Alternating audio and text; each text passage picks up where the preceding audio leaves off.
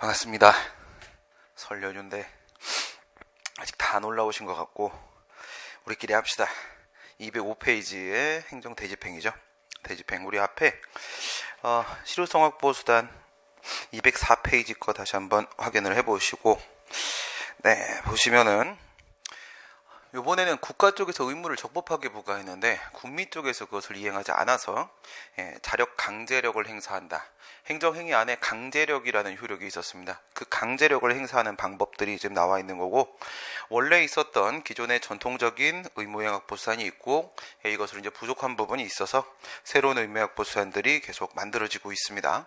만들어졌다가 없어졌다가 하는 것들도 있는데 현재 있는 거를 중심으로 해서 우리가 보고 있고요.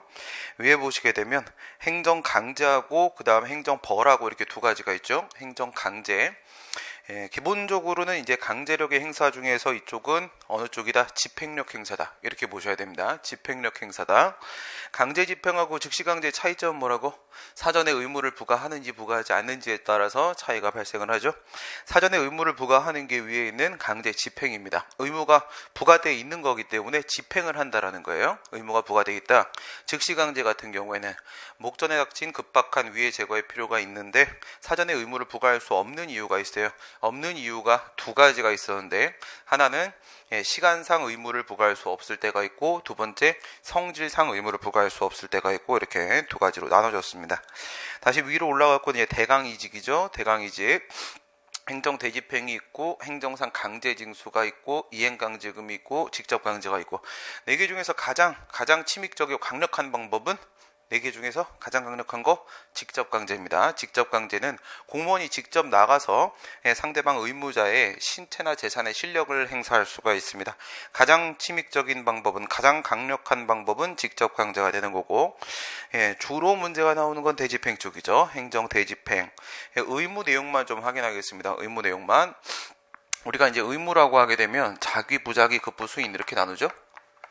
자기 의무가 있고, 그 다음 부자기 의무가 있고, 급부 의무, 금전급부, 그 다음 수인 의무, 참아야 되는 의무, 이렇게 나눠집니다.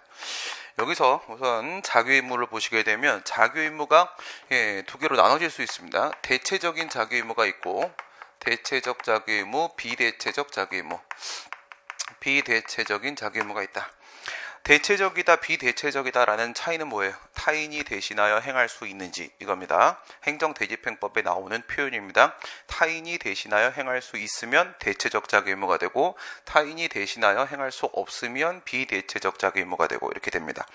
지금 여기서 대집행은 대체적 자기 의무, 대체적 자기 의무를 대상으로 한다. 이쪽만 해당 사항이 있다라는 거예요. 이쪽만 해당 사항이 있다.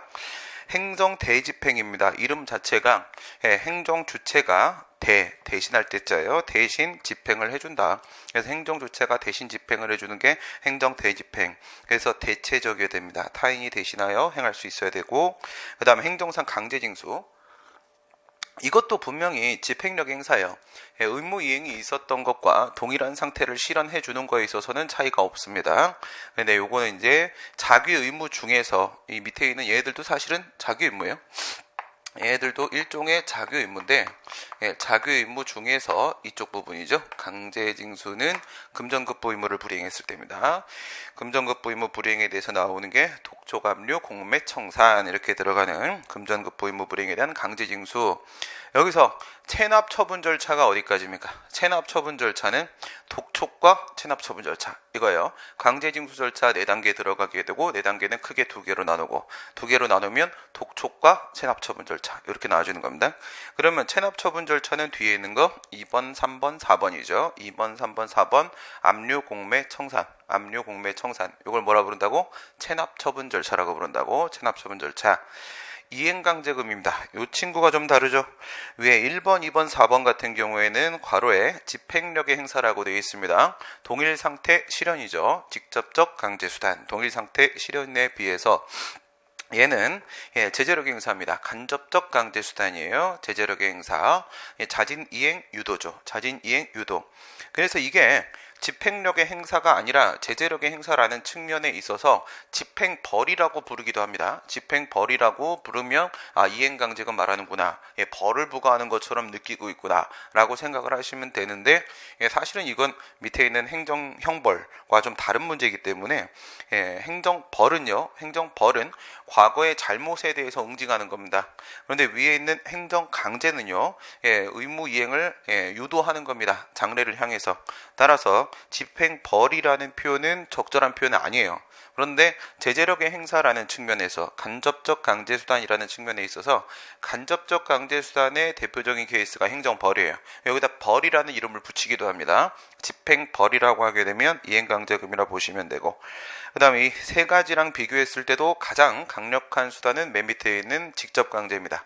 여러분들한테 문제가 출제되는 것은 영업소 폐쇄 조치 이거밖에 없어요. 영업소 폐쇄 조치. 그래서 식품위생법 75조에 보게 되면은 그 법을 위반했을 때 법규 위반 행위에 대해서 세 가지의 제재 수단이 나옵니다. 75조 정도는 기억을 해 놓으셔야 됩니다. 식품위생법 문제는 자주 나오니까. 75조 1항에 보면 어떤 내용이 있느냐. 첫 번째는요, 영업허가를 취소할 수 있습니다. 아예 취소할 수도 있고, 그 다음에 영업소 폐쇄 명령을 할 수 있습니다. 영업소 폐쇄 명령. 그 다음 세 번째 6개월의 범위 내에서 6월의 범위 내에서 영업 정지 처분을 할 수 있습니다. 세 개.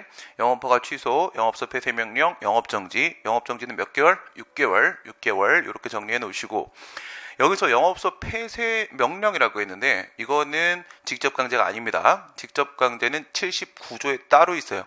방금 전에 얘기한 건 75조입니다. 75조 1항이고 75조에서 영업소 폐쇄 명령이라는 의무 부과행위 하명을 했어요. 의무를 부과했는데 그 영업소 폐쇄 의무를 이행하지 않으면은 79조에서 영업소 폐쇄 조치를 할 수 있다라고 되어 있는데, 그 영업소 폐쇄 조치 79조 쪽이 그게 직접 강제입니다. 그게 직접 강제예요. 75조는 하명입니다. 영업소 폐쇄 명령. 여기서 한 가지 더 기억하시고, 판례나 문제에서는요, 표현을 잘못 씁니다. 표현을 잘못 쓰는 게 영업소 폐쇄 처분이라는 표현이 나올 때 있어요. 영업소 폐쇄 처분이라고 하면 그거는 우리가 알고 있는, 우리가 느껴지는 79조의 영업소 폐쇄 조치가 아닙니다. 폐쇄 처분이라고 하게 되면 폐쇄 명령을 말하는 겁니다. 그렇게 표현하면 안 되는 건데 교수님들이 실수를 하시는 거예요. 영업소 폐쇄 처분하면 뭐로 인식하라고? 영업소 폐쇄 명령으로 보라고. 명령으로. 오케이? 네. 그래. 정신 차려. 네. 그래. 네. 그 다음에, 내려가시면 즉시강제. 이 즉시강제하고 밑에 위에 있는 직접강제하고 비교를 하게 되면, 둘의 공통점은 뭐예요? 법적 성격. 법적 성격이 둘 다 권력적 사실행위입니다. 권력적 사실행위 문제가 나오면 항상 논점으로 걸리는 게 세 개가 있었지. 첫 번째, 사실행위이기 때문에 대상적 격의 논점이 하나 걸립니다. 두 번째, 권력적 사실행위의 다른 이름은 집행적 사실행위예요. 집행적 사실행위. 그게 처분이 될 수 있는 이유는 그 집행을 할 때, 강제철거 떠올리세요. 그냥 강제철거. 집행을 할 때 상대방이 저항하면 안 되고 그것을 참아야 되는 의무가 같이 부과됩니다. 수인 의무를 부과하기 때문에 권리에 영향을 미치는 행위로서 처분이 되는 겁니다. 그럼 언제까지 수인 의무가 부과되는 거야? 집행을 할 때까지죠. 집행이 끝나면 더 이상 참아야 될 대상 행위가 없는 거란 말이야. 오케이? 그래요. 집행적 사실행위라고도 부릅니다. 무엇을? 권력적 사실행위를. 그러니까 그 집행이 종료돼 버리게 되면 수인 의무 부과라는 효과도 더 이상 참을 게 없죠? 같이 소멸됩니다. 효과가 소멸되었다. 효과가 더 이상 일을 하지 않는다라는 것은 죽었다라는 뜻이죠. 사망하였다. 효력이 소멸했다. 이렇게 보시는 거예요. 효과가, 수인 의무 부과라는 효과가 소멸하게 되면 효력이 소멸한 겁니다. 취소 소송을 제기한다는 것은 목적이 뭡니까? 처분의 효력을 제거하는 데 있는 거죠. 이미 효력은 소멸된 거죠. 뭐가 끝나면? 집행이 끝나면 그거예요. 단기간에 종료되는 특징입니다. 집행은 금방 끝나버릴 수 밖에 없어요. 철거가. 단기간에 종료되는 특징 때문에 두 번째 논점은 협의의 소익입니다. 협의의 소익. 그럼 세 번째 논점도 들어가는 거 있지? 대상적격 하나, 협의의 소익 하나. 세 번째는 그 협의의 소익을 유지하기 위한 측면에서 집행정지죠. 집행정지. 세 개. 대상적격, 협의의 소익, 집행정지가 어디 걸린다? 직접 강제하고 즉시 강제. 두 개는 권력적 사실행위이기 때문에 두 개에서 그런 논점들이 걸린다. 그다음에 행정벌. 행정벌에는 형법에 있는 벌입니다. 그게 바로 행정형벌이죠. 형법 몇 조? 41조. 41조에 있는 사형, 징역, 금고, 벌금, 자격상실, 자격정지 이런 것들 말하는 겁니다. 그게 바로 행정형벌입니다. 행정형벌인데 우리가 일반적으로 알고 있는 살인, 강간, 강도, 절도 이런 거랑은 다른 겁니다. 살인, 강간 이런 것들은 우리가 자연범이라고 그래요. 자연범. 원래부터 반도덕적이고 반인륜적인 행동들이기 때문에 원래부터 처벌 대상입니다. 그런데 행정법에서 얘기하는 이 형벌, 행정형벌은 자연범이 아닙니다. 이건 원래는 죄가 아니에요. 법에서 죄라고 규정을 해놓고 있기 때문에 비로소 죄가 되는 겁니다. 그런 걸 우리가 법정범이라고 합니다. 법정범 두 개 비교하시고 형사범과 행정범의 차이, 우리가 일반적으로 알고 있는 형사범은 자연범에 해당하고 행정법은 법에서 정해서 비로소 범죄가 구성되는 것이다. 그런 걸 우리가 법정범이라고 합니다. 자연범, 법정범, 형사범, 행정범 비교하시고 그 다음 우리 쪽의 벌에는 이와 같이 형법상의 처벌 말고도 뭐가 있어요? 과태료라는 게 있습니다. 과태료. 그건 질서위반 행위규제법이 제정이 됐죠. 질서위반 행위규제법이라는 일반법이 있다. 여기까지 다 포함하게 되면은 일반법이 있는 게 뭐 있어요?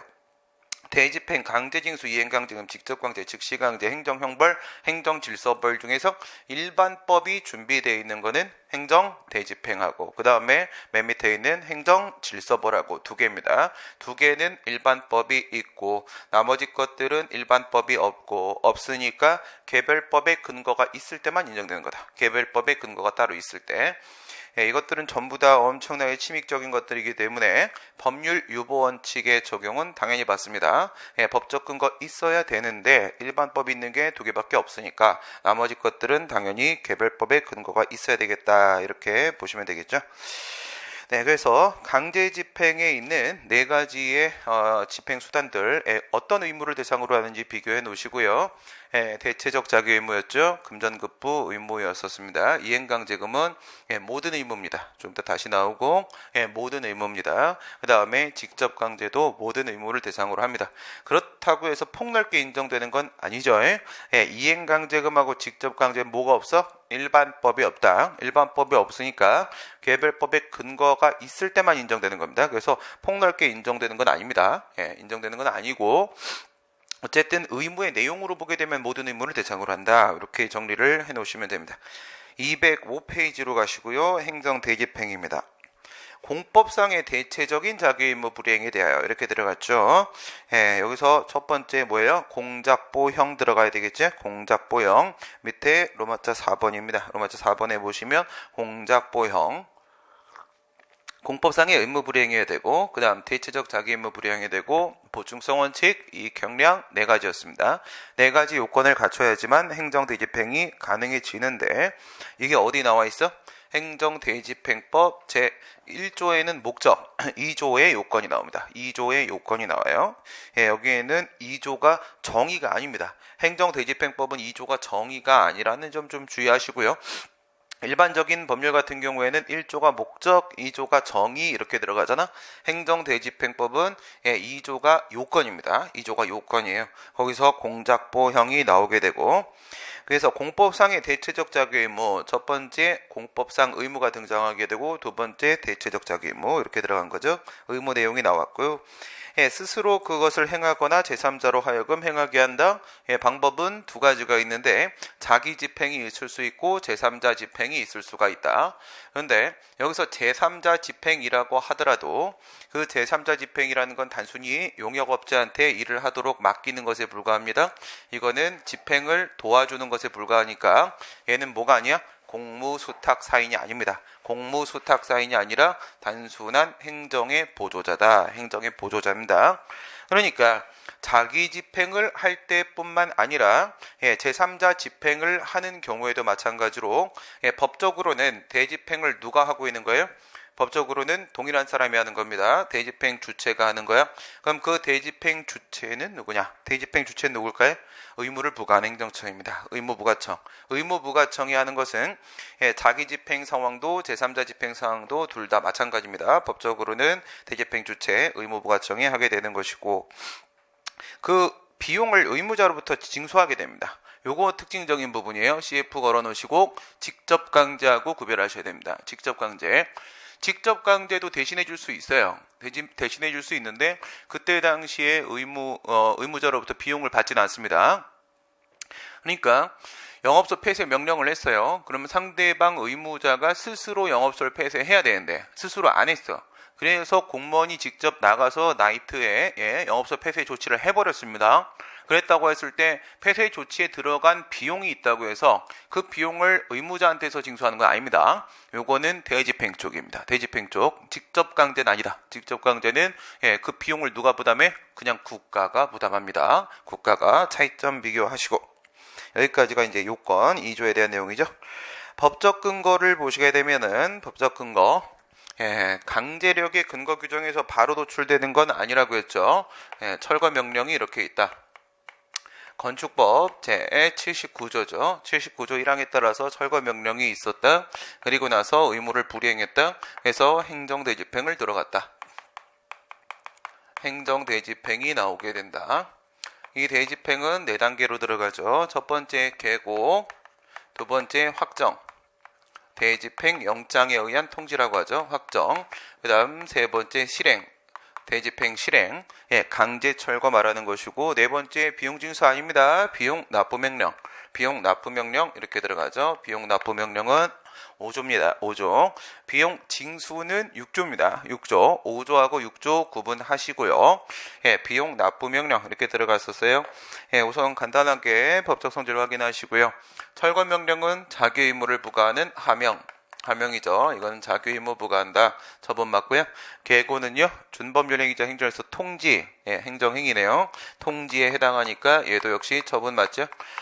대집행영장에 의한 통지, 대집행영장의 통지는 이름에 이미 통지라고 들어가 있다. 역시도 준법률 행위자 행정에서 통지에 해당하고, 대집행 실행은 권력적 사실행위라고 했죠? 권력적 사실행인데 이번에 판례에서 입장을 확실히 했습니다. 교도관 참여 대상자 지정행위 사건, 누구 사건? BBK 김경준 씨 사건에서 권력적 사실행위는 수인 하명이다라고 명시적으로 판시를 했죠. 최초 판례입니다. 최초 판례. 그러면 얘는 수인 의무를 부과하는 하명. 얘도 역시 하명이니까 처분 맞죠. 그 다음에 비용 납부 명령. 이거는 비용을 납부하도록 의무를 부과하죠. 금전급부 의무를 부과하는 하명. 역시 급부 하명입니다. 하명의 좀 내용은 조금 다르네요. 그렇죠? 철거 명령 같은 경우에는 자기 의무를 부과하는 하명. 그 다음에 실행 같은 경우에는 대집행 실행은 수인 의무를 부과하는 하명. 비용 납부 명령 같은 경우에는 얘는 금전 급부 의무를 부과하는 하명. 이렇게 해서 하명이 됩니다. 하명 전부 다 처분이죠. 지금 여기서 말을 하려고 하는 것은 우선 이 철거 명령도 법률여보에 적용을 받으니까 근거가 건축법 79조 1항 이렇게 있었을 거 아니겠습니까? 했을 때 이 대집행들이죠. 이 대집행들 과연 여기서부터 이렇게 갈 수가 있느냐? 이렇게 갈 수가 있느냐? 그거는 안 된다 이겁니다. 강제력이라는 게 인정됩니다. 행정행위에는 이 철거 명령이라는 행정행위 안에는 강제력 중에서 행정대집행이니까 집행력이라는 게 그 안에 포함이 되어 있긴 하다. 근데 포함이 되어 있다라고 해서 그 행정행위의 근거법을 가지고 대집행을 바로 들어갈 수 있는 건 아니라고 했어요.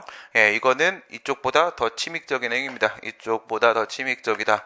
따라서 행정대집행은 별도의 법적 근거가 있어야 되는 것이고 별도의 법적 근거는 행정대집행법으로 간다 이거죠. 행정대집행법으로 가게 됩니다. 별도의 법률적 근거가 있어야 된다. 이게 문제 제일 많이 나오는 부분이죠.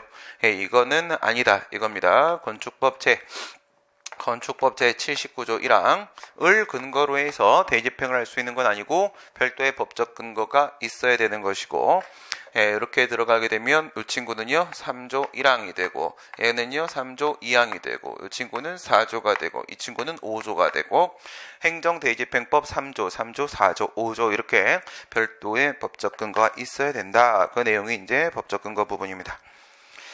행정대집행은 대집행 자체의 법적 근거를 요하게 된다. 뭐가 안 돼요? 시정명령의 근거를 가지고 대집행의 근거라고 볼 수는 없다. 건축법 79조 1항은 안 된다. 법률요법에 적용을 받는 것은 당연하고요. 일반법으로 대집행법이 있고 행정대집행법이 있습니다.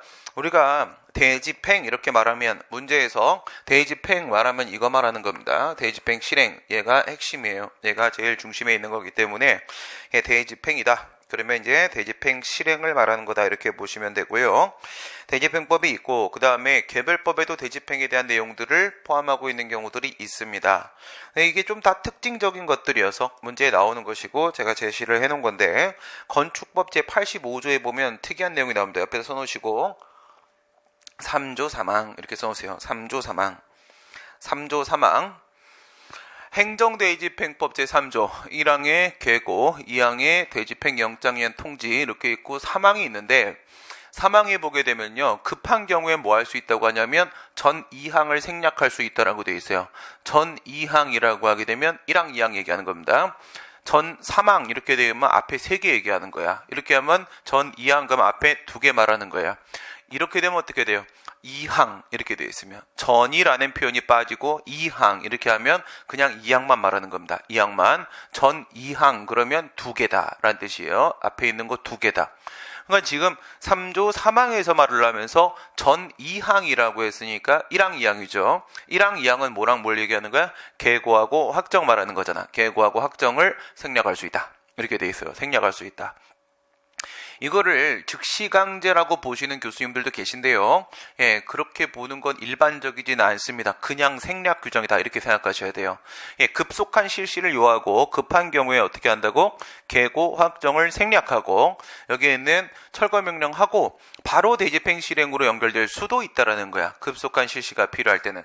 그런데 이거를 즉시강제라고 보시는 분들도 있으니까 그냥 기억만 해놓으시고 일반적으로 이렇게 보는 건 아닙니다. 즉시강제로 바로 연결시키시면 안 되는 거고 또 한 가지 내용이 뭐냐면 이건 위헌 소지가 너무 큽니다.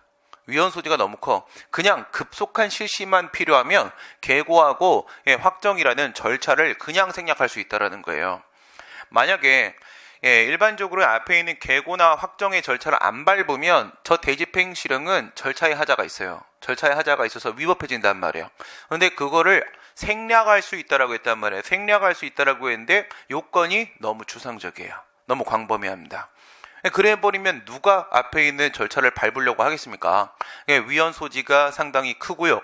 그거를 지금 건축법 제 몇 조? 85조죠? 85조에다가 옆에 써놓으셨죠? 비교를 하는 거야.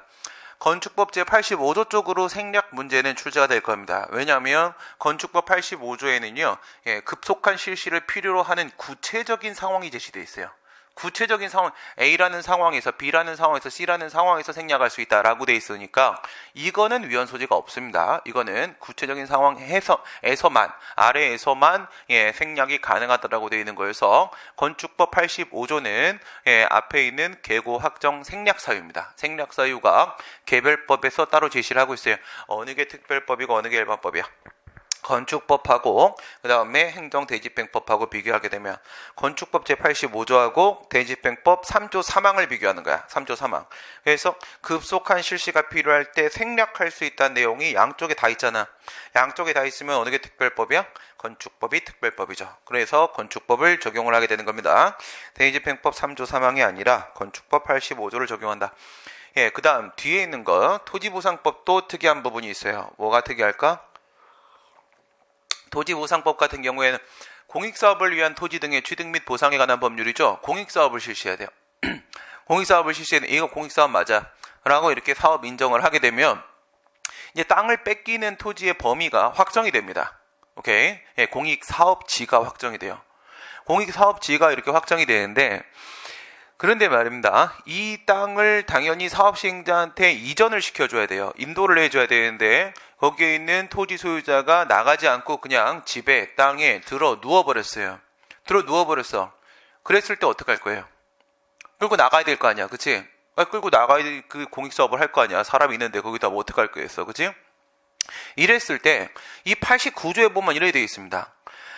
사업시행자는 그 행정청한테, 지방자치단체장한테 행정대집행을 해달라고 요구할 수가 있다라고 돼 있거든요. 행정대집행법에 의한 대집행을 요청할 수 있다고 돼 있어요. 근데 우리가 알고 있는 대집행은 뭐에 대해서 하는 거예요? 대체적 자기 의무에 대해서 하는 거잖아. 그쵸? 타인이 대신하여 행할 수 있는 의무에 대해서 할 수 있는데 사람이 그 안에 들어 누워버렸다고요. 그럼 끌고 나와야 될 거 아니야. 점유를 해제를 시켜야 되는데 끌고 나오는 건 대체적 자기 의무가 아니지 않습니까? 이건 비대체적 자기 의무예요. 상대방의 신체에다가 실력을 행사해야만 비로소 가능해지는 거란 말입니다. 이게 단순한 철거의 문제가 아니라는 거예요. 그 토지 위에 비닐하우스 같은 어떤 공작물이 있다라고 하게 되면 그거를 철거하는 건 타인이 대신하여 행할 수 있는 의무가 맞습니다. 누구든 가서 그거 철거할 수 있어요. 근데 그게 아니라 사람을 데리고 나와야 되는 거예요. 불가능할 거 아니겠습니까? 그러면 토지보상법 89조에 있는 이 행정 대집행의 특례 규정이 진짜 우리가 알고 있는 대집행이면 그럼 의무 이행을 확보할 수가 없어요. 대집행은 대체적 자기 의무잖아. 이건 비대체적 자기 의무의 이행 확보가 필요한 상황이잖아. 끌고 나와야 된다고요. 그래서 논란이 있는 거예요. 그래서 이 89조를 과연 대집행법에 의한다라고는 되어 있는데 그게 그 대집행법의 절차를 그냥 따라서 가겠다라는 건지 이게 진짜 우리가 알고 있는 대집행인지 논란이 있는 겁니다. 이게 진짜 대집행이라면 공익사업은 시행 못합니다. 그냥 아무도 보상금이 또는 땅을 뺏기고 싶지 않으면 그냥 들어 누우면 끝나는 거예요. 손댈 방법이 없어요. 그럼 공익사업 못하잖아. 공익을 달성해야 될 거 아니겠습니까? 어쩔 수 없는 거잖아. 그치?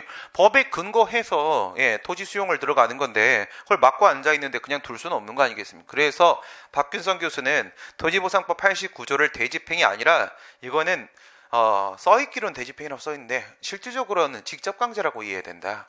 이렇게 본단 말이에요. 직접 강제는 신체 재산에다 실력 행사할 수 있다고 했잖아요. 그렇죠?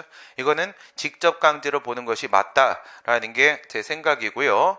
박 교수님하고 입장이 같은데, 근데 이거를 박 교수 입장을 동의하는 사람들이 되면 직접 강제로 내겠지. 근데 그렇지 않으면 대집행으로 또 이름이 대집행이니까 대집행으로 낼 수도 있어요. 그래서 직접 강제라고 보는 견해가 있다. 그런데 이름은 대집행이다. 이렇게 정리를 해놓으셔야 됩니다. 이름은 89조가 대집행인데 직접 강제라고 보는 견해가 있다는 겁니다. 있다. 그렇게 비교해 놓으시고 그 다음에 국유재산법하고 공유재산 및 물품관리법 얘기하는 겁니다. 국유재산법, 공유재산 및 물품관리법에 보게 되면 대집행 규정이 또 있어요. 대집행 규정이 있는데 요거에서 특징적인 부분은 바로 뭐야? 공법상 의무 불이행이 아니라는 거예요. 공법상 의무 불이행이 아닌데도 불구하고 대집행이 된다라는 개별법의 명문의 규정이 있는 거라고 했습니다. 국유재산이든 공유재산이든 간에 우리 국공유재산이라고 하게 되면 두 개로 나눠졌었지. 행정재산의 종류는 쓰지 않겠습니다. 행정재산, 행정 목적으로 사용하기 위해서 가지고 있는 재산이 국가나 지자체가 갖고 있는 재산이 있을 수 있고 그게 아닌 걸 우리가 일반재산 이라고 말을 한다고 했어요.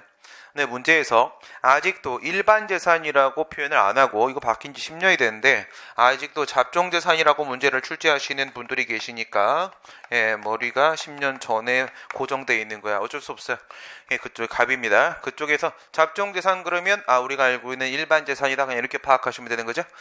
파악하시고 나서 이거는 공익행정이라는 목적을 위해서 사용하는 재산이기 때문에 이건 법적 성질이 강학상 공물에 해당을 하고 그 법률 관계는 공법 관계에 해당을 하겠죠. 그러면 여기서 의무를 불이행을 하고 있으면 그거는 공법상 의무가 이렇게 될 거야. 공법상 의무가 이걸 불이행하고 있는 상황이겠지. 일반 재산과 관련된 문제에서는 얘는 공물이 아니라 사물이죠. 사물이 되는 것이고 그래서 여기서의 법률 관계는 사법 관계가 되는 것이고 여기서의 의무를 불이행한다 하게 되면 이거는 사법상 의무가 될 거 아니겠습니까? 이렇게 되겠죠. 물론 얘는 지금 우리가 전제를 하나 깔아놔야 돼요. 대집행 얘기를 하고 있는 거니까 대체적 자기 의무는 맞다. 대체적 자기 의무의 내용은 맞다는 전제를 하나 깔아놓고 그러면 원래 같으면은 위에는 대집행의 대상이 될 수가 있고 밑에는 대집행의 대상이 될 수가 없고 이게 맞는 거죠. 그런데 국유재산법, 공유재산법, 국공유재산법 국공유재산법에 따르게 되면은 얘네들 둘 다 됩니다. 둘 다 마이너스. 이거를 이행을 안 하고 있을 때 얘네들 둘 다 행정대집행할 수 있습니다. 행정대집행이 일반 재산에 대해서도 가능하다. 일반 재산에 대해서도 가능하다. 그래서 제시를 해놓은 겁니다. 요 3개 정도면 문제 막는 데는 어려움이 없으실 겁니다. 첫 번째 뭐였어요? 건축법 85조였습니다. 여기엔 특징이 뭐였어? 3조 3항에 있는 생략, 계고하고 확정 생략하는 규정이 있다. 그 다음 두 번째는 토지보상법 89조였습니다.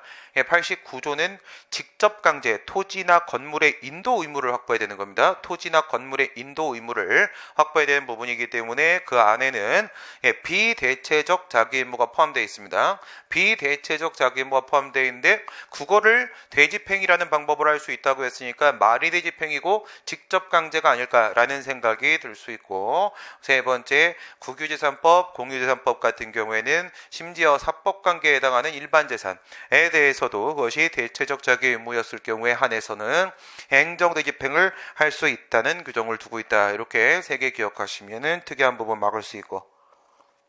맞아, 3번입니다. 대집행의 주체. 이 당해행정청 얘가 누구예요? 이거 한 행정청 말하는 거죠. 철거명령. 의무를 부과한 요 행정청. 의무부과청입니다. 의무부과청. 당연히 앞쪽에서 의무를 부과하는 하명처분이 하나가 있었을 것이고, 그 다음에 얘네들 행정 대집행을 하게 되는 대집행 주체죠. 대집행을 하는 주체는 법적인 주체, 대집행 주체는 누가 되는 거다? 의무부과청이 되는 것이다. 의무부과청이 되는 것이다. 모일 때도 마찬가지로 자기집행뿐만 아니라 제3자 집행일 때도 마찬가지로 의무부과청이 바로 대집행 주체가 된다. 의무를 부과하는 행정청이 대집행 주체다. 자기집행, 제3자 집행 다 마찬가지인 것이다. 제3자 집행에서의 용역업체는 단순한 누가 아니고 공무수탁사인이 아니다. 이게 만약에 얘가 공무수탁사인이면은요, 그 위탁받은 공무를 수행하는 범위 내에서 그 친구가 행정주체죠. 그죠? 그 친구가 행정주체가 될 거야. 하지만 여기에 있는 용역업체는 제3자는 공무수탁사인이 아니라 단순히 기술적 업무를 보조해주는 행정의 보조자에 불과하다. 행정에 대신해주는 것밖에 없는 겁니다. 그래서 얘가 대집행 주체가 아니라는 거 조심을 하시면서 그 다음에 한국토지공사 판례 기억하셔야 되죠. 대한주택공사 판례도 있고요. 사실 지금으로 치게 되면 뭐야? 한국토지주택공사죠. 한국토지주택공사 LH 얘기하는 겁니다. 한국토지주택공사의 법적 성질은 공법상 법인이지, 사단법인입니까? 재단법인입니까? 영조물법인입니까? 한국도로공사는요? 한국토지주택공사는요? 얘들은 영조물법인이에요. 영조물법인. 오케이, 영조물법인. 뭐 사람이 모여있는 거 아니잖아. 그냥 이렇게 기억해요. 돈 관리하고 있으면은 돈이 모이면 재단이지. 돈과 그러면 근로복지공단 이런 애는 뭐가 되는 거야? 재단법인이 되는 거야. 공법상 재단법인. 우리한테서 산재보험료, 고용보험료 이런 거 받아가지고 뭐 우리가 실직을 했다라거나 사람이 다쳤다거나 그러면 보험금 주는 거지. 돈 관리하고 있잖아요. 그런 애들은 공법상 재단법인이 되는 거지. 그러면 우리 건강보험공단 이런 애들은 뭐가 되는 거야? 걔네들이 돈 관리하는 애들이 아니라 일정한 자격을 갖추고 있는 사람들의 모임입니다. 그래서 사람의 모임은 사단이죠. 사단법인이 되는 거야. 재단법인과 사단법인의 특징을 가지고 있지 않으면 그냥 전부 다 영조물법인 이렇게 보시면 되는 겁니다. 공법상 법인의 종류는 3개, 사단법인, 재단법인, 영조물법인 중에서 이거는 영조물법인입니다. 한국도로공사도 영조물법인입니다. 그러면 이 아이들도 공무수탁사인과 마찬가지로 법률의 근거에서 공행정사무를 위탁받아서 그거를 수행하고 있으면 그 범위 안에서 행정주체죠. 얘는 행정주체라고요. 한국토지공사, 한국토지주택공사는 대집행 권한을 법에 따라서 위탁을 받았다라고 하게 되면 그 권한을 행사하는 공무를 수행하는 범위 내에서 행정주체 지위를 인정받게 되기 때문에 얘는 자신의 행정 업무를 수행하는 겁니다. 그러니까 얘는 뭐가 아니에요? 제3자 집행의 제3자 그쪽이 아니고요. 본인이 대집행 주체입니다. 본인이 대집행, 남의 일을 대신해주고 있는 게 아닌 겁니다. 이거를 어디까지 연결해서 기억을 해야 돼요? 만약에 얘가 남의 일을 대신을 해주고 있다라고 하게 되면 공무를 위탁받은 자 이렇게 해가지고 국가배상법상의 공무원까지도 연결시킬 수 있어요. 근데 그게 아니라고요. 다른 사람의 일을 위탁받아 수행하고 대신해주고 있는 게 아니라 얘는 본인이 행정주체입니다.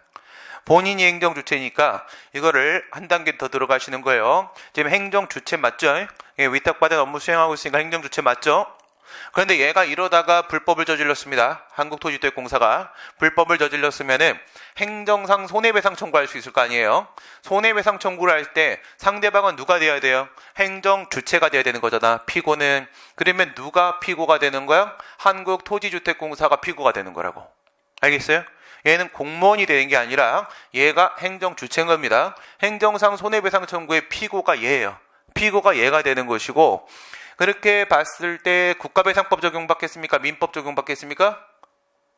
국가배상법상의 배상책임 주체는 2명밖에 없죠. 2명밖에. 국가하고 지방자치단체. 만약에 여기 헌법은 적용될 수 있어요? 헌법 제29조에 보게 되면 행정상 손해배상 청구에 있어서의 배상책임 주체가 누구라고 돼 있어? 대한민국하고 공공단체라고 돼 있잖아. 공공단체. 기억나요? 그죠? 공공단체라고 돼 있잖아. 공공단체는 누구하고 누구를 묶어서 지방자치단체하고 기타 공법상 법인을 묶어서 공공단체라고 말을 하는 거지. 그러면 얘는 공법상 영주물법이니까 공공단체에 포함돼요? 포함되죠. 헌법에 따르게 되면 얘가 행정상 손해배상 청구의 피고가 되는 게 맞는 거예요. 맞는 건데 이 헌법으로 게임이 끝나는 게 아니지. 구체화 법으로서의 국가배상법이 있으니까 하위법 적용시키는 거지. 헌법하고 법률 적용시킵니다. 법률 내려갔어. 지금 내려가니까 국가배상법에는 배상책임 주체가 누구라고 돼 있어? 국가하고 지자체라고만 돼 있잖아. 뭐가 나빠졌어? 기타 공법인이 내려오면서 없어졌잖아. 그러면 헌법에 따랐을 때 얘가 행정상 손해배상 청구의 피고 상대방인 건 맞아. 맞긴 한데 국가배상법상의 국가배상 책임의 주체인 건 아니야. 그러면 어떻게 해야 돼? 행정상 손해배상 청구는 맞는데 민법 적용한다. 이거죠. 민법 적용한다. 국가배상법의 적용을 못 받으니까 국가배상법 제8조에 따르게 되면은 1번 다른 법률, 2번 국가배상법, 3번 민법이죠. 민법. 그래서 얘는 민법 적용받게 되고 손해배상 청구할 때 피고는 한국토지주택공사고, 그리고 법은 민법상 손해배상 규정에 적용을 받으니까 얘는 756조 적용받겠죠. 756조. 58조의 공작물 문제는 아니잖아. 공작물 저임자 책임 문제는 아니잖아. 그렇죠? 사용자 배상 책임. 그래서 LH 직원의 잘못이다 이렇게 해서 사용자 배상 책임 이렇게 들어가는 상황으로 끝나게 될 겁니다. 거기까지 손해배상까지 같이 연결해 놓으시고, 공법상 의무 불이행에 대한 문제가 되는 것이다. 뭐는 안 된다? 사법상의 의무 불이행은 안 된다. 사법상 의무 불이행은 안 된다. 그래서 사법상 의무 불이행이면은 어떤 내용이겠어요? 사법 관계에서 사법상 계약을 맺었는데 계약에서 이렇게 됐을 때 철거는 내가 한다. 이렇게 써 있는 거야. 계약의 약정 내용입니다. 계약 내용 중에서 이 철거는 네가 부담한다 이렇게 돼 있어요. 근데 그게 대체적인 자기 의무야. 철거니까. 그치? 이랬을 때 행정대집행법 적용받을 수 있겠느냐? 안 된다는 거예요. 안 된다. 사법상 계약 내용에 대체적 자기 의무가 포함되어 있다라고 할지 저거는 괜찮아요. 저거는 사법상 계약이 맞아. 일반 재산의 대부 계약, 사법상 계약이 맞고 그 안에 대체적 자기 의무의 내용이 약정 안에 포함이 되어 있다라고 하더라도 대집행 됩니다. 대집행 되죠. 되는 이유는 법에서 된다고 했으니까. 그치? 국유재산법, 공유재산법에서 된다고 했으니까 되는 거예요. 원래는 안 되는 거라고요. 저렇게 개별법, 국유재산법, 공유재산법 같은 특별법이 없는 이상 그냥 행정대집행법만 가지고 생각하게 되면 말이에요. 일반법만 갖고 생각하게 되면은 사법상 의무 불이행은 비록 그것이 대체적 자기 의무 불이행이라고 할지라도 할 수 없는 거죠. 안 되는 겁니다. 그래서 문제로 나오는 게 옛날 판례로 항상 나오죠. 공공용지의 취득 및 손실 보상에 관한 특례법이라는 게 있다고 했어요. 이거하고 토지수용법하고 합쳐져가지고 지금의 토지보상법이 만들어진 거라고 했지? 공공용지의 취득 및 손실 보상에 관한 특례법이라는 게 있고, 그게 지금 우리가 알고 있는 공용수용 절차로서의 협의취득 내용이 그 안에 포함이 돼 있단 말이야. 협의취득은 법적 성질이 뭐였어요? 판례는 일관되게 사법상 계약으로 보고 있죠. 사법상 계약이죠. 사법상 계약의 내용 안에 대체적 자기 의무가 들어가 있다. 그렇다고 할지라도 대집행은 할 수 없다. 이겁니다. 대집행은 할 수 없다. 상대방이 의무를 이행하지 않으면 어떻게 해야 돼요? 민사소송 제기해야 됩니다. 어쩔 수 없어요. 사법관계 문제니까 민사소송을 제기를 해야 된다. 이렇게 보시게 되는 거고요. 예, 이러면 어때요? 만약에 이게 행정대집행 적용될 수 있는 상황입니다. 있는 상황인데 민사소송 제기하면 어떻게 해야 돼요? 국가가 대집행 들어갈 수 있거든요. 공법상 의무 맞고요. 대체적 자기 의무 맞아요. 그런데 만약에 직접 대집행을 안 하고 국가가 민사소송을 제기해서 법원한테 제가 의무 이행하게 해달라고 이렇게 요구를 하게 되면 그러면 어떻게 해야 돼요? 각하한다고 했죠. 각하한다.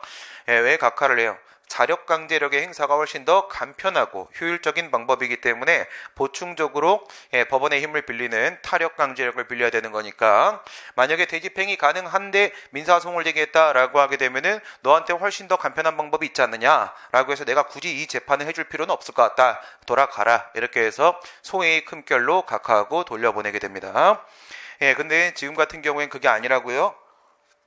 공공용지의 취득 및 보상에 관한 특례법에 따른 문제라고 들어가게 되면은 이건 민사소송을 제기하는 게 맞는 겁니다. 하는 게 맞는 거야. 왜? 행정대집행을 할 수가 없는 사법상 의무 불이행이니까. 그럼 다시 한번 여기서 또 한 걸음 더 들어가 봐. 저거면 어떻게 된다고 했어? 저거면 일반 재산인데 얘가 지금 철거를 안 하고 있습니다. 일반 재산의 상황이야. 여기서 만약에 민사소송을 제기하면 어떻게 돼요? 역시 대집행이 가능하잖아. 대집행이 가능하니까 소의 큰결로 민사법원은 각하할 수밖에 없는 겁니다. 대집행이 가능하면 강제집행이 되면 대강이직이 되면 물론 이행강제금 크게 신경 쓰지 마시고 대강이직이 되면 민사소송 제기하면 소의 큰결로 각하시킨다. 더 간편한 방법이 있기 때문에 이게 판례판시입니다. 206페이지로 가시게 되면 행정대집행은 대체적인 자기 의무를 불이행을 했을 때를 대상으로 하는 것이다. 뭐는 안 되는 거다? 비대체적인 건 안 되는 거다? 비대체적이다. 이 부분도 비대체적이고 여기에도 비대체적이 있고 여기에도 비대체적이 있죠. 여기에도 부자기 의무는 무조건 비대체적입니다. 부자기 의무는 비대체적인 부자기 의무죠. 부자기를 누군가가 대신해 줄 수는 없습니다. 누군가 대신해 줄 수는 없는 문제다. 우리가 그냥 무명한 고소송 생각해봐도 그렇죠. 무명한 고소송 한번 생각을 해보세요. 수익적 처분에 대한 거하고 침익적 처분에 대한 거하고 이렇게 나눠보시게 되면은 이게 없었지 않습니까? 무명한 고소송입니다. 무명한 고소송 이름이 없다. 행정소송법에 이름이 안 나와 있다. 다시 말해 법정항고송이 아니다. 법에 정해진 게 아니란 얘기죠. 두 개 나누시고 여기서 수익적 처분에 대한 문제하고 침익적 처분에 대한 문제하고 이렇게 나눠졌죠. 수익적 처분 여기서는 첫 번째 형성 판결을 하는 소송이 하나가 있을 테고 두 번째 명령 판결을 하는 소송이 하나가 있었죠. 세 번째 확인 판결을 하는 소송이 하나가 있었습니다. 확인 판결을 하는 소송이 이렇게 있다. 여기에 있는 게 이게 이제 대표적인 의무이행 소송, 이게 무명한 고소송이죠. 의무이행 소송이 이렇게 있고 여기에는요 예방적 금지 소송. 예방적 금지 소송이 있고 여기에는 해야 되는 거야 말아야 되는 거야? 해야 되는 거지. 해달라고 하는 거지. 자기의무 확인 소송이 있죠. 자기의무 확인 소송이 있고 그 다음에 여기는 하지 말라는 거지. 하지 마라. 부자기의무 확인 소송. 이렇게 있다면은 형성 판결하는 거를 생각해 보세요. 형성 판결. 강도로 치게 되면은 왼쪽이 제일 강한 거죠. 이 형성 판결을 하는 소송으로 적극적 형성 소송이 있지 않습니까? 여기에 적극적 형성 소송이 있습니다. 적극적 형성 소송이 수익적 처분 쪽엔 있지만 여기는 아무것도 없다. 이거죠. 아무것도 없다. 적극적 형성 소송은 적극적 형성 판결을 해달라고 하는 거잖아. 법원이 판결의 형식으로 허가 처분을 내주는 겁니다. 왜 그래요? 해달라는 거니까. 여기는 자귀죠. 자귀를 해달라는 거 이건 부자기죠. 하지 말아달라고 하는 거잖아. 부자기 같은 경우에는 법원이 판결로서 행정청을 대신하여 부작위해 줄 수는 없습니다. 그죠? 법원이 대신 허가를 내줄 수는 있겠죠. 이론적으로는. 그죠? 판결의 형식으로 허가를 내줄 수는 있겠지만은 행정청이 해서는 안 되는 침입적인 처분인데 법원이 대신 안 해주고 있을 수는 없는 겁니다. 부작위를 대신하는 것은 불가능하단 말이에요. 그 논리를 그대로 갖다가 꽂아보세요. 그대로 갖다 꽂으시게 되면은 이 부작위 의무. 부작위라는 문제는 언제나 타인이 대신하여 행할 수 없는 문제입니다. 그렇죠? 이거는 비대체적인 의무일 뿐이다. 부작위 의무는 비대체적이다. 그러니까 대체적 자기 의무에 된다라고 했을 때 비대체만 대체만 깨버려도 사실은 부작위가 포함될 수가 있는 겁니다. 근데 이제 뭐 별도로 부작위 의무를 따로 거론을 보통 하지요. 대체적 자기 의무 부분에 보시면 자기 의무인데 비대체적인가 안 되고 부작위 의무 안 되는 것이다 이렇게 되어 있는데 대표적인 게 건물의 명도 의무, 토지의 인도 의무에 대한 문제입니다. 이건 점유권을 해제해야 되기 때문에 그런 거예요.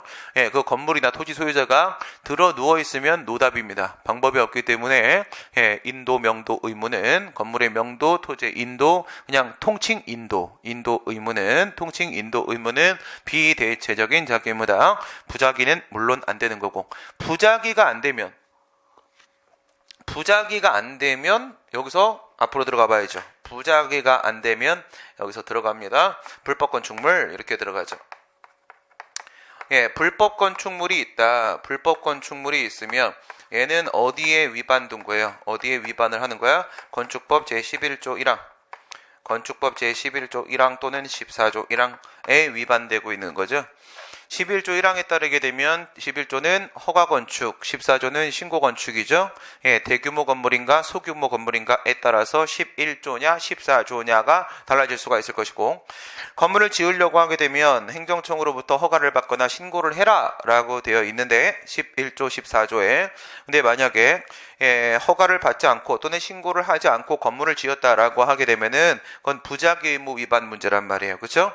반대 해석하라고 했죠. 반대 해석. 건물을 지으려면 허가를 받아라. 그러면 허가를 안 받았으면 건물을 짓지 마라가 도출될 수 있죠. 허가를 안 받았으면 건물을 짓지 마라. 근데 허가를 안 받았는데 무허 건축물, 신고를 안 했는데 무신고 건축물, 그런데 건물을 지어버렸다. 불법 건축물이 됩니다. 이거는 부작위 의무 위반이라고요. 부작위 의무. 얘는 자기 의무가 아니죠. 부작위 의무 위반입니다. 그러면 이거 생략 가능한가? 이 생각해 보셔야 되겠죠. 요게 이렇게 생략될 수 있을까? 생략될 수가 없죠. 왜? 부작위 의무는 대상이 아니잖아. 행정대집행의 대상이 아니죠. 이거 이렇게 없다고 치고 불법 건축물에 대해서 바로 대집행법제 근거에서 대집행을 들어간다. 이거 불가능하다고요. 반드시 중간에 자기 의무로 바꿔주는 과정이 필요하다. 여기에는 무슨 영역? 이거는 부작위 의무의 영역. 그 다음에 여기서부터 이제 요거는 자기 의무의 영역이에요. 그래서 비교하시게 되면 부작위 문제입니다. 여기는 부작위 문제고 여기는 자기 문제예요. 자기 의무 불이행에 대해서 대집행할 수 있는 거지. 이거를 바꿔줘야 되죠. 이렇게 바꿔줘야 됩니다. 부작위 의무를 자기 의무로 전환시켜주는 과정이 필요한데 그런 걸 우리가 전환명령이라고 하고 전환명령. 부작위 의무를 자기 의무로 바꿔주는 명령, 그게 바로 철거명령, 시정명령이 되는 것이고 이 전환명령은 상대방한테 자기 의무를 부과하는 거니까 침입적 작용이죠. 침해적 행정작용이니까 당연히 법적 근거가 필요하고 이게 법적 근거가 되고 얘의 법적 근거가 79조 1항이 되는 것이고 얘를 우리가 뭐라고 부른다? 전환규범이라고 부른다고. 전환규범. 이 이름을 그냥 집어넣은 문제도 있습니다. 전환규범은 그냥 선생님들이 쓰는 표현인데 막아봐야겠다. 그치? 되게 열심히 찍네, 씨. 뭐야, 너 지난번에 여기 있던 그 친구가 따라한 거구나? 안 보일 때, 핸드폰을 사용을 하겠다. 저걸 전환명령이라고 하게 되고, 밑에 걸 뭐라고 그래? 전환규범이라고 한다. 전환규범. 문제에서 전환규범이란 근데 많이 쓰는 표현은 아니거든. 저게 전환규범이란 표현이. 근데 전환규범이라고 아예 문제 안에 집어넣으신 경우도 있었어요. 그래서 표현을 제가 같이 사용을 하고 있는 겁니다. 문제 깜짝 놀라지 말고 무슨 소린지. 전환규범 이렇게 된다. 부작위 의무가 대상이 되지 못하기 때문에 중간에 자기 의무로 바꿔주는 과정이 필요하다. 그 다음 다른 수단에 의해서 의무행 확보가 안 된다. 그래서 문제 나올 때 사례형 문제로 나오면 이렇게 나올 거예요. 사례형 문제로 나오면 이제 두 가지 방법이 있어요. 대집행을 들어가는데 처음에는 나와서 공무원이 이거 이러시면 안 되는 거라고, 이거 제거해야 되는 거라고 이렇게 알려주는데 말을 안 들어. 이건 뭡니까? 행정 지도잖아요. 그쵸? 그냥 지도 권고하는 거예요. 예. 의무부가 한 건 아니잖아요. 구속력이 없으니까 행정 지도는 그냥 이러면 안 돼요 라고 얘기를 했는데 이놈아가 해결을 할 기미가 안 보여. 이러고 나서 대집행을 들어갔다. 괜찮아요? 괜찮죠? 보충성 원칙에 위반됨이 없습니다. 이건 괜찮은 겁니다. 다른 방법이 없었던 거예요. 가서 아무리 알려줘봐야 얘는 소용이 없는 친구입니다. 그럴 땐 보충성 원칙 충족됐다 이렇게 본단 말이에요. 그럼 이건 어떨까? 이런 거 우리 배웠었죠?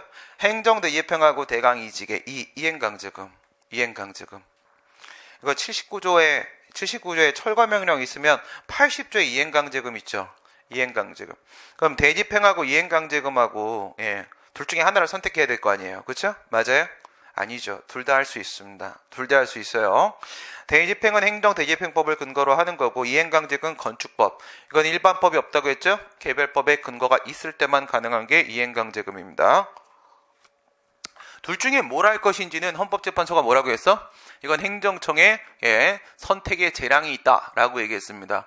이행강제금을 부과할까? 아니면 대집행을 바로 들어갈까? 이건 행정청 맘이라고요. 어느 게 더 적절한 방법인지 봐야 된단 말이에요. 딱 봤는데 요놈아가 돈 좀 있어. 돈이 있는 애들은 얼굴에 돈 있다고 쓰고 다니죠. 그거를 숨기고 다니면 그건 진정한 고수고요. 그쵸? 그렇지 않으면 우리가 진짜 막 뭐야 저 사람 왜 저래 그래도 좀 옷 좀 빨고 다니지 이런 생각이 드는 사람들이 재벌일 가능성이 큽니다. 그건 진짜 잘 숨기고 있는 거거든. 그래서 사람을 한번 이렇게 외모를 보고 얘기하면 안 돼. 알겠어요? 진정한 고수는 그런 걸 드러내지 않습니다. 쫄보가 무슨 뜻이야 근데? 요즘에 인터넷에서 쫄보라는 표현을 쓰대? 쫄보가 뭐야? 겁쟁이야? 쫄보가 쫄았다 그래서 겁쟁이인 거야? 그럼 내 틀렸네. 근데 기태 왜 뭐라고 안 해? 떡국 얻어먹으러 갔다가 이렇게 하다가 우리가 이제 누구 한 명을 막 엄청 이제 뒷담화를 까기 시작했어. 우리 뒷담화 대상이 서로 되게 많이 일치가 돼가지고 그렇게 얘기할 때 밖에 나와서는 그러지 않지만 둘이서는 그냥 친구니까 서로 비밀 없이 다 까자. 그래서 이게 심지어 내가 사람 이름을 나 지금 여러분 이름 기억 하나도 못해요. 얘 지금 나 5살째 수업 듣고 있잖아. 나 또 까먹었어. 이름을 와 진짜 난 사람 이름을 기억을 못해요. 근데 이러면 안 되겠다 싶더라고. 기태가 제일 아끼는 게 제 아들이야. 근데 분명히 나한테 이름을 사진이랑 막 다 보여주고 나서 이름을 얘기했는데 내가 그러니까 이름이 뭐였지? 거기서 살짝 표정이 안 좋아지더라고요. 그래서 남이 제일 소중한 건 건들지 말아야겠다. 그래서 바로 핸드폰에다가 저장을 했어요. 그거 왜 적냐고. 또 까먹을까봐. 나 원래 까먹어. 그래서 내가 거기서 누구 다른 사람 우리가 막 이렇게 막 욕을 하다가 정말 그 사람 막 그러다가 이제 그 쫄보라는 표현이 인터넷에 딱 떠오른 거야. 근데 나는 이게 양아치다라는 뜻이었거든. 이 사람은 지금 양아치야 라는 의미였는데 겁쟁이야?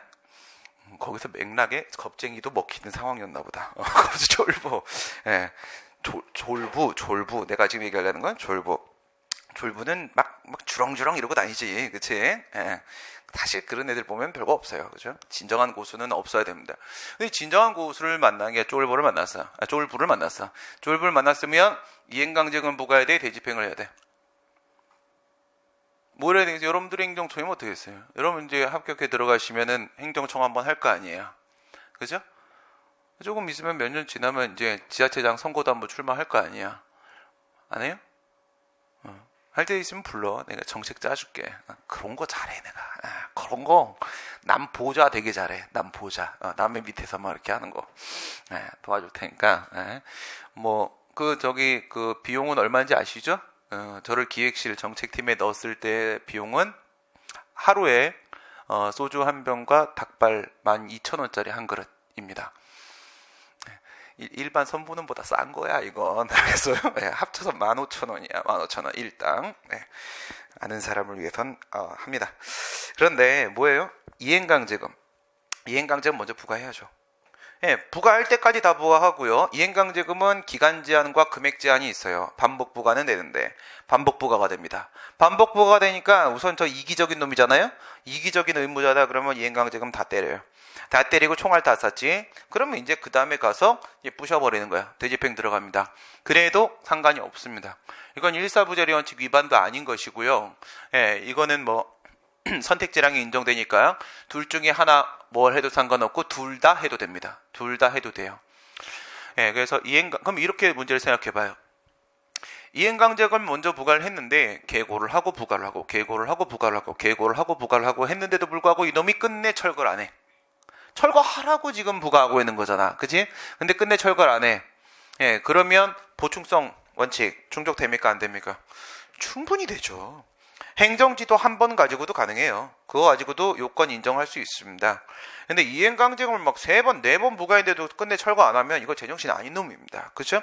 그러면 대집행 들어간다고 하더라도 보충성 위반은 없다. 이렇게 처리가 되겠죠. 마지막에 이익형량입니다. 이익형량. 의무를 불이행을 방치함이 심의 공익을 해할 것. 심의 공익을 할 것. 이건 무슨 내용이야? 비례원칙이죠. 비례원칙. 법익균형성의 원칙입니다. 법익균형성의 원칙. 예, 그러니까 비례원칙은 우리가 재량권 행사하는 데 있어서 재량의 남용 사유로 보는 거잖아요. 남용 사유로. 그러면 이거 재량이란 얘기잖아. 그치? 여기서 여러분들은 이익형량과 함께 행정대집행은 재량행위다라는 점을 같이 정리하셔야 됩니다. 행정대집행을 할 것인가 말 것인가는 재량입니다. 행정청은 대집행 주체, 대집행 주체는 의무부과청이었었고 애의 재량이다 이거야. 그러니까 대집행을 할까 말까요? 할까 말까? 대집행 어디 갔어? 이 친구. 예, 이 친구는 재량행위입니다. 이건 재량행위란 말이에요. 그러면 얘네들은 어때요? 얘네들은 기속행위죠? 준법률행위적 행정행위는 재량권이 존재할 수가 없잖아. 그죠? 기속행위가 되는 거지. 이건 기속행위지만은 그렇지만은 이건 재량입니다. 준법률행위적 행정이기 때문에 이건 재량이 아니라 기속입니다. 그런데 이건 재량입니다. 그렇죠? 왜 재량이에요? 행정대집행의 재량이 행정대집행의 첫 번째 절차 출발을 알리는 계고 쪽에 재량이 반영되니까. 재량이 반영될 수밖에 없잖아. 그럼 어디서 재량을 행사해? 이게 전체가 재량이라는데, 그렇죠? 첫 번째, 대집행의 출발을 알리는 계고 쪽에 대집행 전체의 재량이 반영이 되는 것이기 때문에 계고는 원래는 자기만 가지고 보게 되면 기속행위가 맞는 건데, 근데 저 재량이 반영이 됐으니까, 그러니까 계고는 이제 뭐로 봐야 된다? 재량으로 봐야 된다라고 문제가 출제가 될 겁니다. 그러면 맞는 지문이 되는 겁니다. 맞죠? 네, 30분 하고 쉬기로 했는데. 여기까지 먼저 하시고 잠깐 쉬었다가 15분에 다시 대집행 절차부터 연결하도록 하겠습니다. 잠깐 쉬었다 하겠습니다.